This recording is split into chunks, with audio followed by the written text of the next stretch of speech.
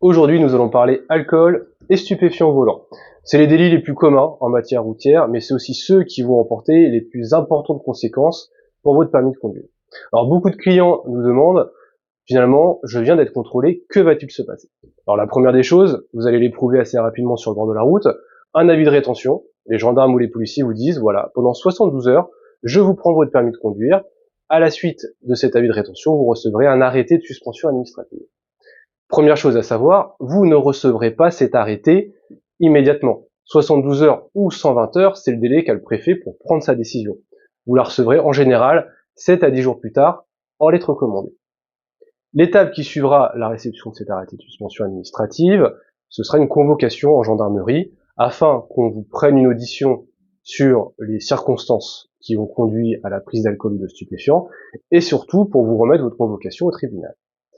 À ce stade, les options sont assez variées en fonction de vos antécédents et de votre profil de conducteur. Si vous n'avez aucun antécédent routier particulier, aujourd'hui, dans la majorité des cas, vous ferez l'objet d'une alternative aux poursuites, c'est-à-dire une composition pénale ou une ordonnance pénale. Si vous avez un parcours routier un petit peu plus chargé ou que vous ne reconnaissez pas les faits, alors vous sera remis une convocation devant un tribunal correctionnel. Dans tous les cas, ne négligez pas la préparation de ces audiences. Les alternatives peuvent paraître des cadeaux faits par le système judiciaire, en aucun cas.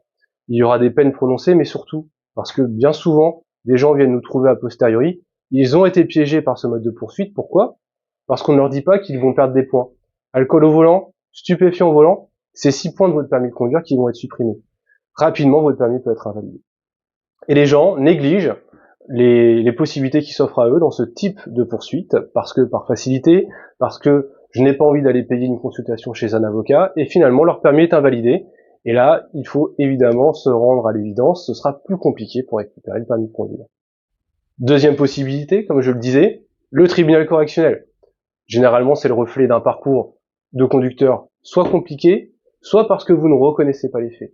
Dans ces deux cas, évidemment, vous devez vous défendre, parce que là, oui, un spécialiste de la matière devra et pourra vous aider, notamment en regardant la procédure et en vous donnant des stratégies de défense, parce qu'on ne se présente pas au tribunal sans s'être préparé à ce passage, sans avoir réuni un certain nombre de documents qui vous seront indispensables.